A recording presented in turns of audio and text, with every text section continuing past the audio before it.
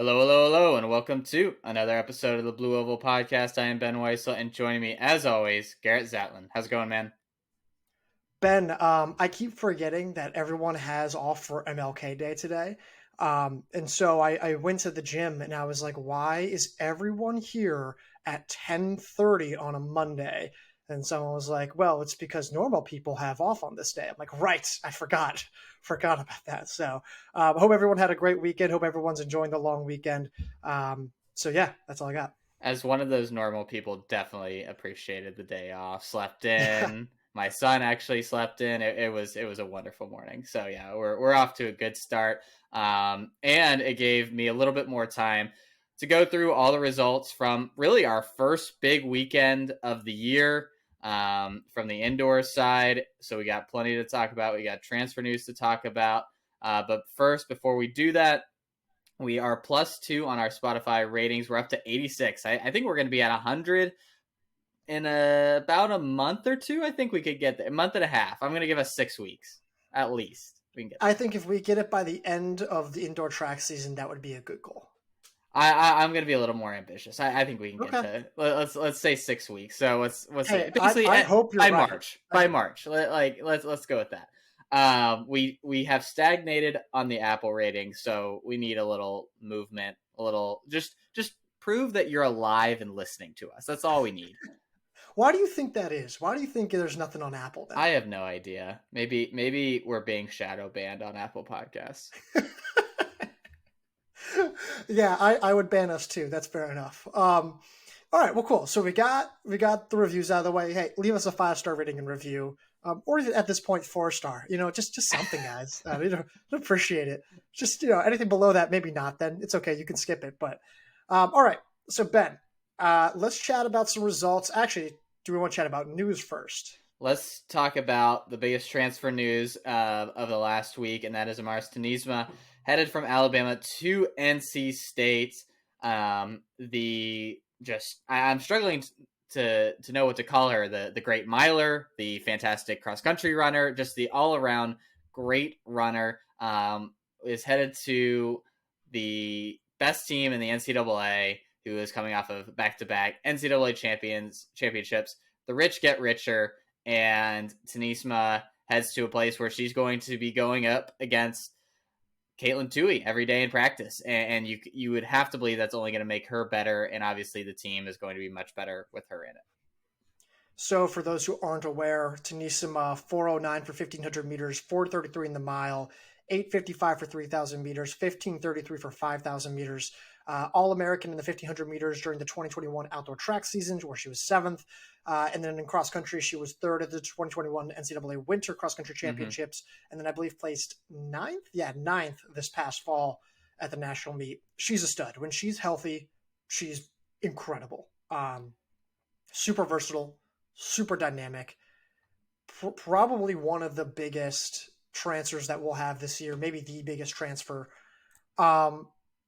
Someone compared this in the comments, Kevin Durant to the Warriors. And I was like, I don't know if I'd call her Kevin Durant. I think that'd be if Parker Valby went there. That's Kevin Durant. Yeah. But what would be the comp here? Like who would that be then? Ooh. That's a good question. Like Jason Tatum? Yeah. I don't think that's far off. I think someone that's like all NBA, clearly, and could be the best player on their own team. Yeah, I think that's a good comp. Yeah. So, anyways, that's how big this is. It's huge. And it's huge. We should note though, it's unclear what the eligibility is surrounding that. There's some really technical things with NCAA rules about transfer portal and the window in which you can declare for that and when you can move and when you can make that decision. It's my understanding that she'll not be racing this winter. You cannot race for 2 teams in the same indoor track season. And she already raced this December exactly at BU running. What was that? The 8:55 or 8:55. So now it's not the NCAA number 16 time that you need to reach. You need to reach the NCAA number 17 time. If our understanding of these rules now is correct, a good point. She won't be racing. So you can now just take her out from the national qualifying spot. assuming some conversations that we've had are correct. It's going to be now interesting, though. It's unclear, does she race in the spring? There's some thoughts that maybe she won't even be able to race in the fall, but it's very unclear. We don't know that for a fact. We've heard a handful of different things. So, but still a massive win. And if she does end up running in the fall, which again is not a guarantee, but if she does, I mean, they have to be favored again. Are they bigger favorite? Do you think they'll be bigger favorites in our eyes going in like to this summer than they were last year if she can run? Because I mean, last year, obviously we felt very good about this NC State team and they ended up winning the title, but it wasn't quite as dominant as maybe expected. But would they be even more favored going into this fall with her? I think they have to, like, because they only lose Seymour and they only lose Marino. It's not. Camille's I'm not sure back. if they lose. Yeah, Camille's back. Starliper, knock on wood, is maybe healthy for that season. I don't know. She's been a trooper. Then they also get Shaw back if she comes back for eligibility. I don't know if she can or not. But Robber will improve. There's some really talented women on that team. I don't know how they're not bigger favorites now than they would be back then. She's so proven. I mean, she is about as long as she's healthy, there isn't a more consistent, proven person that you could really get to join your team. Which is why those Kevin Durant comparisons are flying out there. From a Alabama perspective, obviously this is a huge loss for them. And they need to kind of figure out a way forward because they still have the bedrock of a very good team. But this obviously was a big hit for their plans in the future. Tough one for sure. And it's tough because, like, yes, Chalangat was going to leave, but you still had Hilda Olamamwe. Yep. You still have Flomena Asicol, and you add Tyynismaa back in there. That is a lethal top three. Mm-hmm. Really promising young group of women still in development. Yes, I know they lost McDonald, but the rest of this roster is young and really promising. There's a lot of talent that can eventually build into something, maybe not like podium level, but something competitive. Yep. And I think now taking Tyynismaa out of this, I still think Alabama can make it to the national meet. I still think they can even be competitive in certain races. But now the idea that they're a top 10 team come the fall of 2023 looks increasingly more challenging. Now, I'll say this, though. Alabama's has a history of going out and getting mid-major stars, JUCO stars. Does that still happen now with Will Palmer gone? I don't know. We don't know who the replacement's going to be. We don't know any of that. A lot of questions. I still think Alabama's going to be competitive. I don't see them being a top 10 team now. Yeah, I agree. Certainly, it's going to be a year of transition for Alabama in a lot of ways, and this kind of only heightens that. Anything else on Tyynismaa to NC State before we move on? No, I'm sure we're going to be one of many people who are going to be dissecting this way too closely. So let's move on to the results. Alrighty, so like we mentioned at the top, we had plenty of big results.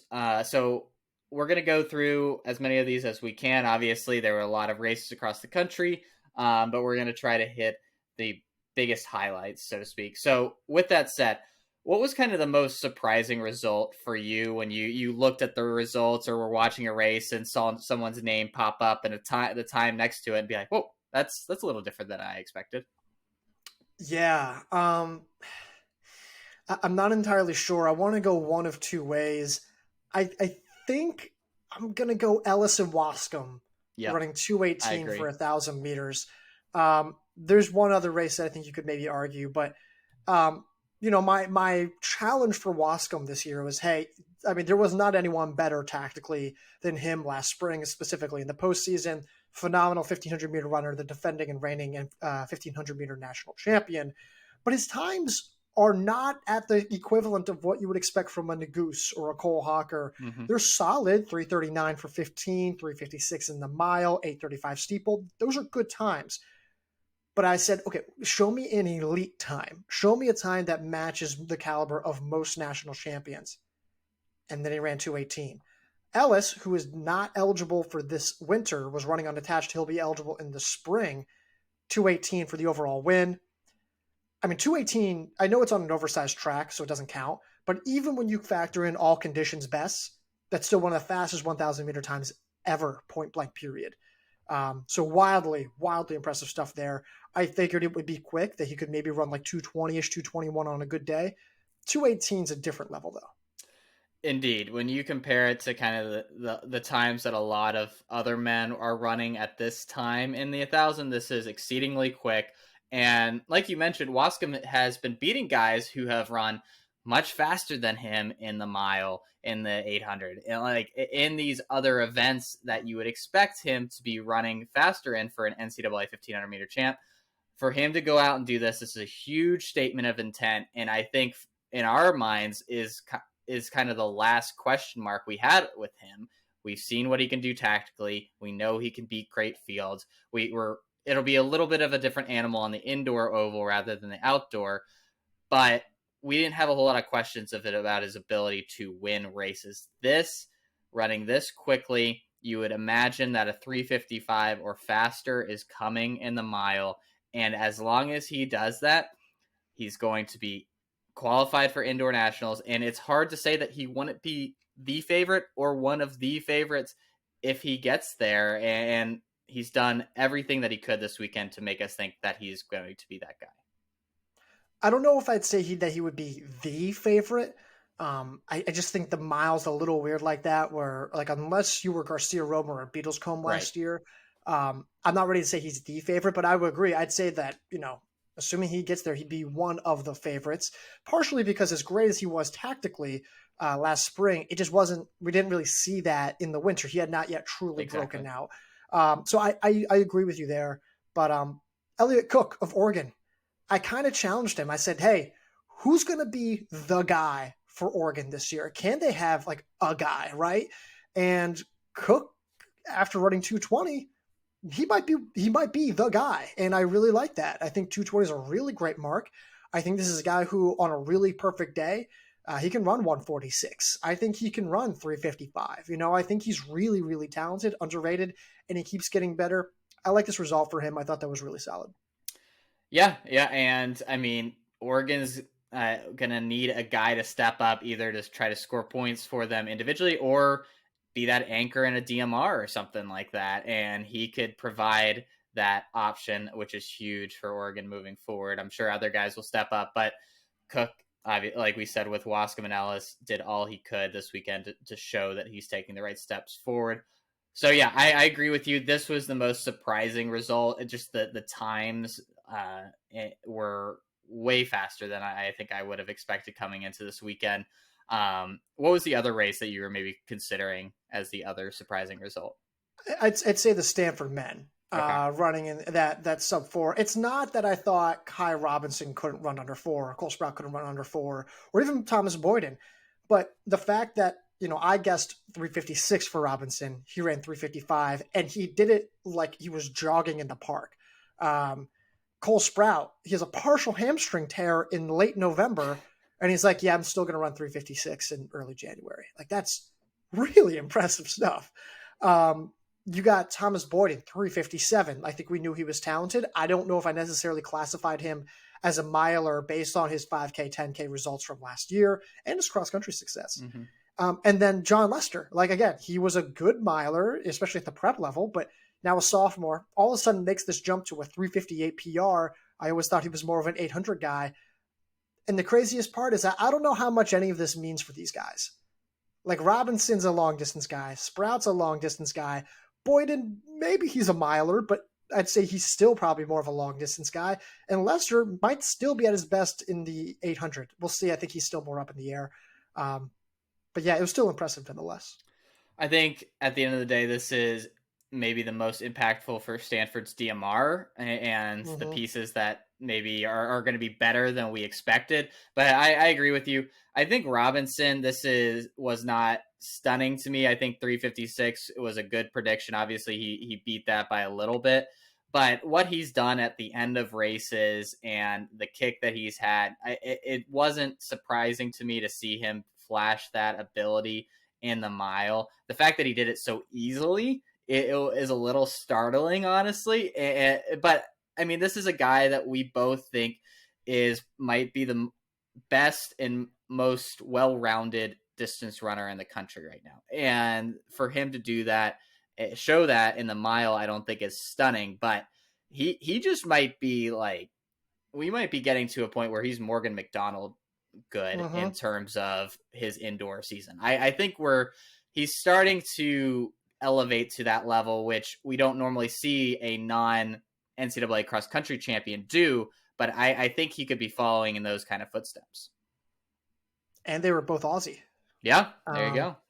I actually love the Morgan McDonald comp. I think that's a perfect comp for him. True long distance guy, 5K, 10K guy, but who can still actually run like a really competitive mile. I think Robinson was already one of the most complete distance runners in terms of how you can go out and run certain races, execute things of that nature. I don't think his resume was as well rounded as I would have liked it to be until now.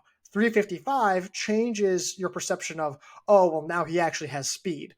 It's not that he didn't already, but This to is actually proof. see him go out, it's proof of it. It's proof of it. And oh, by the way, 355 is like, that's no joke. I mean, that's really quick. So yeah, shout out to Robinson and shout out to the other guys. I mean, like, again, a lot was going against them. Like Sprout coming off an injury. Boyden, actually, he's been running pretty well. This is not too surprising for him. Lester in his second year, predominantly at his best in the 800 meters, still runs 358. You know, if I'm Stanford, that's really encouraging because they have a history of not really attacking the mile at all. Mm-hmm. Yep, I agree. Nathan Green also in that race, running 358 for Washington. Good result for him. Kind of in line with what he did last spring.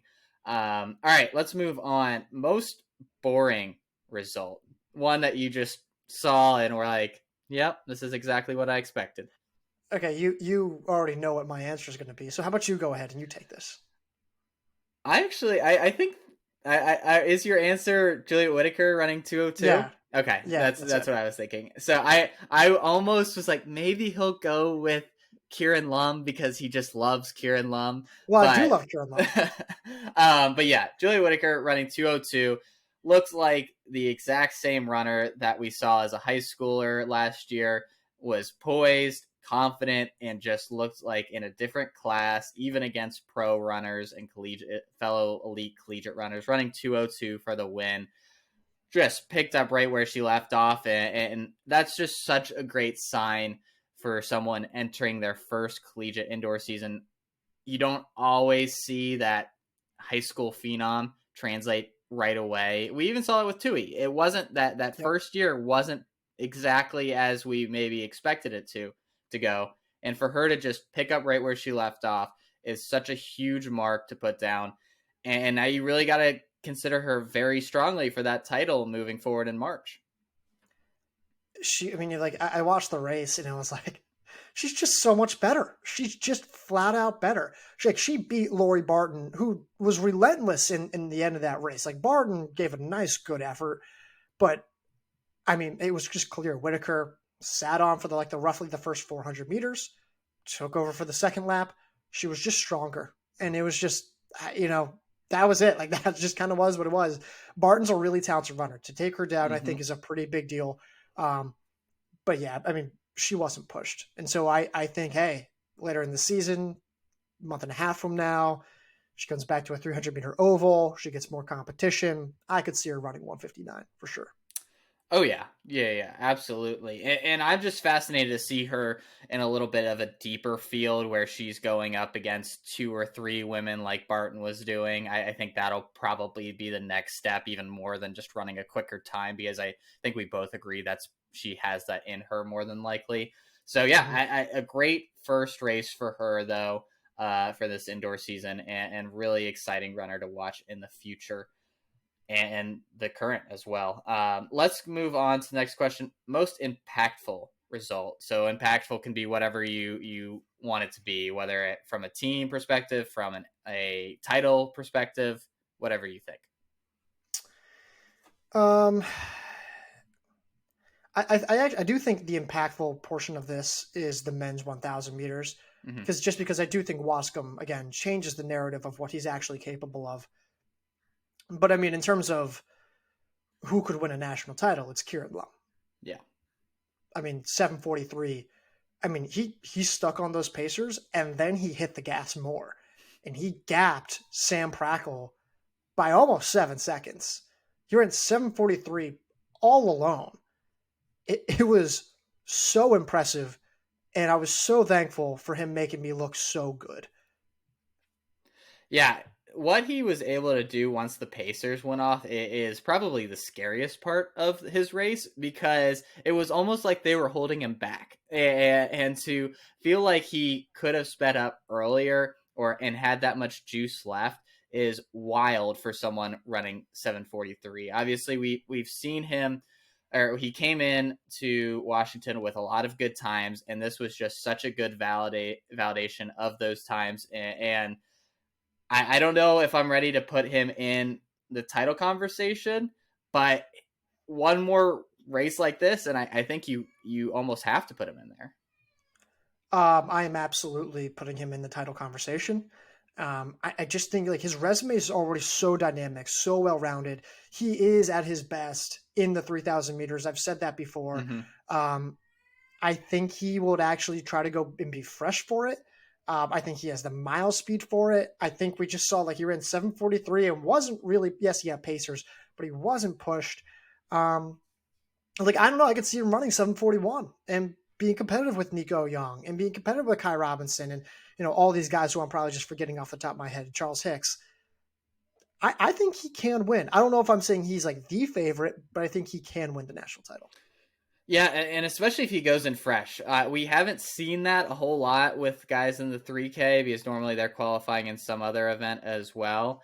But if he goes in fresh, I think he could be an absolutely huge wild card of that race. And like you said, absolutely probably could win it if he does go in fresh. I'm just curious if that'll happen, if he won't run the DMR for them, or if he ends up running the 5K. I think that those are interesting options for him as well.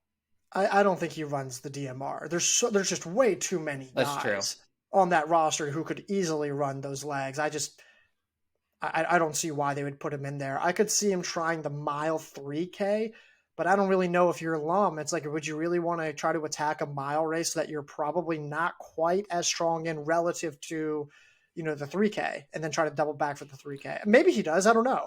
But I don't know. Well, if you're thinking as Washington as like a whole, you're saying Brian Fay is going to be your 5K guy. You could have Lum as your 3K guy. And then you got Wascom as your mile. Obviously, you got other guys that probably could qualify or be close as well. But you probably want to spread those guys out and let them each get their own opportunity. Well, I think it's also just like, I would very much trust Hauser and Green. True. And Aaron All and Aiden Ryan. Like, I just listed 4 guys who have run like well under 4 minutes before, well under 3:40 in some cases. Like, that's a crazy group. And like Hauser, Green and Hauser might even qualify individually. Yeah. So I don't see any of like Washington's top guys contesting the DMR. I think they didn't even run a stacked DMR last year and they still scored. So, but yeah, anyways, huge race for Kieran Lum. I'm his biggest fan. Shout out Kieran Lum. I was like, I know he's good. I know he's good. Just someone trust me. 7:43 is legit though. And, just a proud fan over here. Proud fan. Let's stick with Washington, but go to the women's side, where we saw just a ton of depth on the women's Husky side. Anna Gibson running 4:35 and then coming back running 2:05 in the 800. Sophia O'Sullivan doing that same double, running 4:36, 2:05, and then Madison Heisterman following them with a 4:38 and 2:07. Talk about possible DMR potential for them, and also possibly qualifying in the mile. I mean, this was just an impressive performance from these 3 women. And I mean, just shows men or women on the Washington side, you have such a good middle distance group there. Yeah, not only that, but Chloe Forster, the true freshman, won her heat of the mile in 4:42. The catch, that's not her PR. Her mile PR is 4:40, which is even crazier. I think she's run 4:38, 4:39 in the 1,600 meters, which is so impressive. But yeah, I mean, like, here's the thing with Heisterman and Gibson. I don't think this is a total shock. I think Mhm. Heisterman could have run even a little bit faster.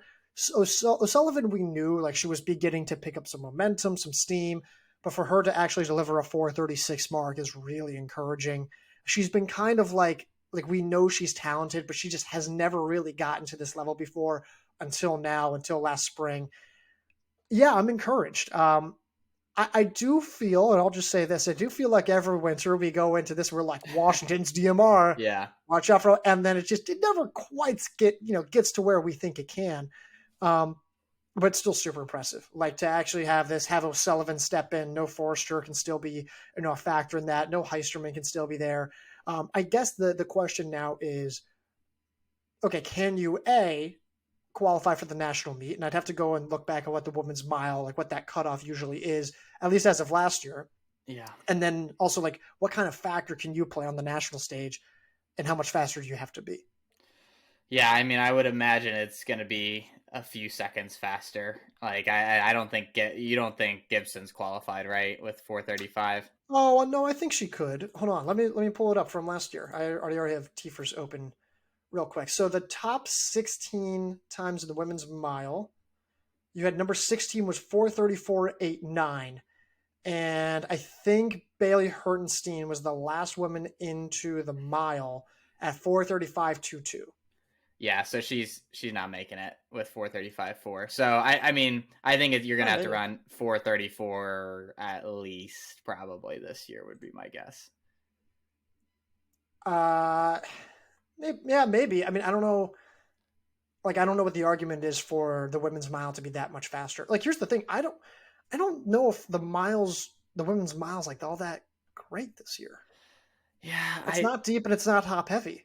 I just think we're going, like, the train has left the station. I think we're just gonna be seeing faster and faster qualifying marks every year. Like, and maybe that I think it'll slow down this year. Certainly, like I don't think we're gonna see like a huge drop like maybe we did last year. But like I think you're gonna have to run under 4:35 probably. Yeah, a good number of these women do return. But like MacArthur's not coming back. I don't know if Barnett's even racing this winter. Yeah. Trying to figure out. Haymock's gone. Gregory's not going to run it. So yeah, Visa's gone. So yeah, I mean, we'll see. McKay's gone. I don't know. Maybe. The I don't other think it's going to be that much dramatically different though. Yeah, I agree. I think it'll be like a half second, maybe faster. If and maybe a second. The other woman who ran fast in this race, Stephanie Parsons from New Mexico, the former D2 star, running 4:36, and putting her right into that national conversation now. Like we said, probably not qualifying with this mark, but I mean, she's right there, and to start her season out this well is a really good sign for her moving forward.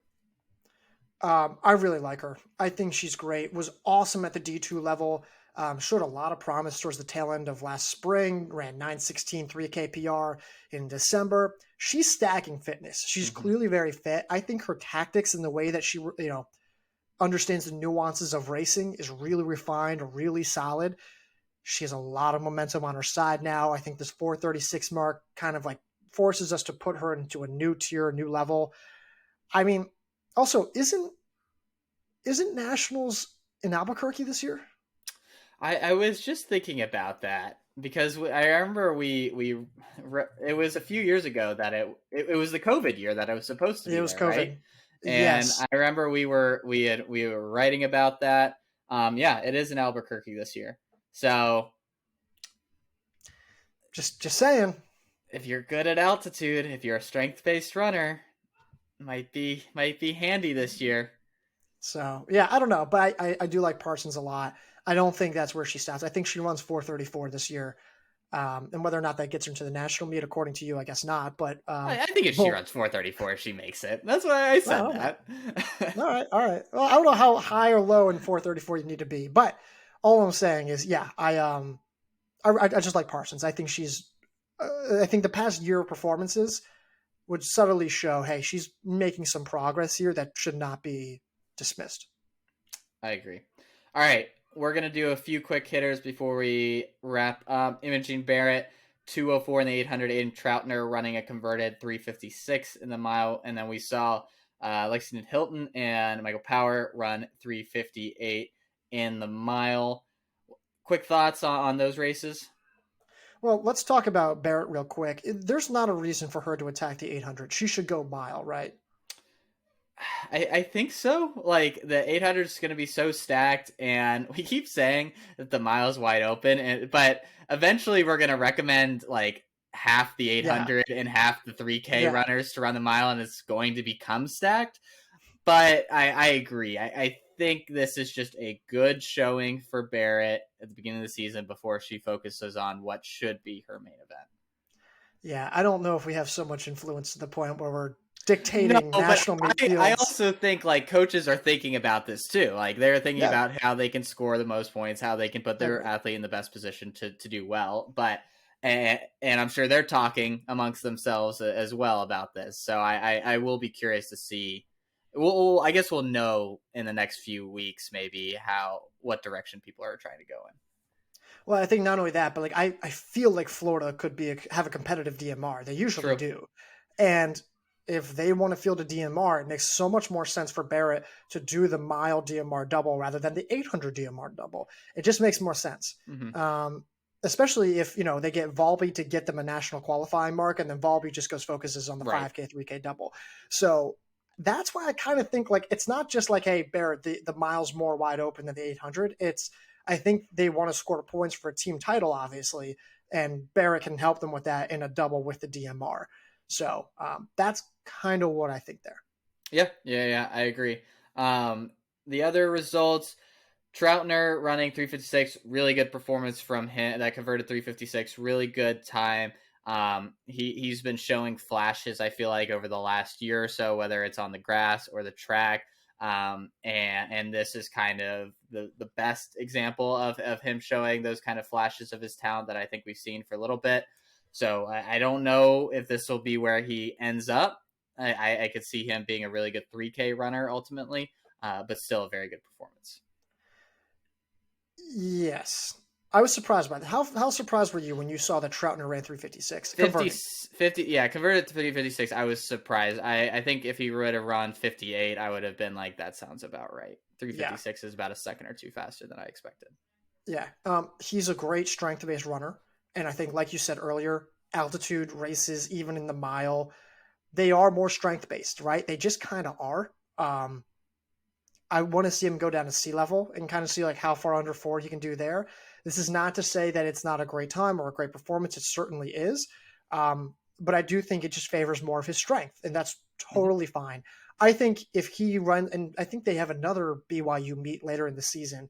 And when they do, I imagine he'll team up with Garnica, he'll team up with Klinger. They'll go after a crazy fast 3K. They'll get a heavy conversion, and he'll run like 7:47 Yeah, converted. yeah. I think that's absolutely in the cards, especially after this mile. I think he'll run something very, very quick in the 3K. And then lastly, we had Hilton and Power. For Power, I think this is a good show of leg speed for someone who's definitely a 3K, 5K guy. And then Hilton, this was kind of out of nowhere, the Arkansas runner taking home the win and looking good. Also, someone that you kind of have talked about as more of a longer distance runner. So for him to be able to go 2 seconds under sub 4, very impressive performance. Power, great result. He's run 340 for 1,500 meters before, but I think this result kind of gives him a little more validity for his leg speed, Mm-hmm. his turnover, shows us why he was able to be an All-American in the 5K last spring. I think it just rounds out his resume in a nice way. It's nothing crazy, but also a solid performance. Hilton, yeah, I mean, he had to sit on the sidelines for the last year due to, I think, a transfer rule. He transferred from Arkansas State to, Arkansas. And so he's talented, and I've heard he was fit, but I didn't know if he was 358 fit coming from behind to win and edging an All-American at the line. So great result for him. I'd be interested to see what he does in the 3K. I think the 3K, 5K historically is kind of like can be his best distance. So yeah, good results. Yeah, he definitely is on our radar right now. Mm-hmm. Hilton that he wasn't before, so it'll be interesting to see what he does the rest of the year. And for Power, I'm a big Power fan. We've talked about this with Yes, you our are. preseason cross country rankings. I was going to bat for him, and I think he's going to be great in the 5K again this year. So absolutely interesting guys to keep an eye on throughout the rest of the season. But I think that wraps it up. Any other quick hitters before we move on? Nothing more on the results side here. We're on YouTube now. So if you want to like listen to the podcast now on YouTube, I do upload those like every like Wednesday, Thursday, Friday, maybe, because I know it's sometimes a little late, but work with us here. It's just like the audio recording for now. We might even upload the video of this episode. I don't really know if anyone really wants to see my face, but we might do it anyway. So so check us out on YouTube. We might eventually get something there. And then a lot of great content on the site. Go check out tons of analysis on the site.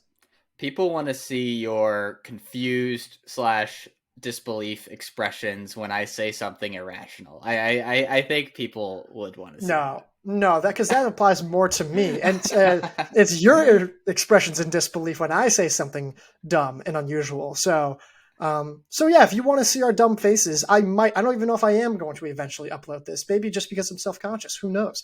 But yeah, go check it out. If you just want to throw it onto your TV or throw it on your laptop or whatever, we do put it on YouTube now. So, but yeah, Ben, that's all I got. Alrighty. Well, until next week, Garrett, I'll talk to you.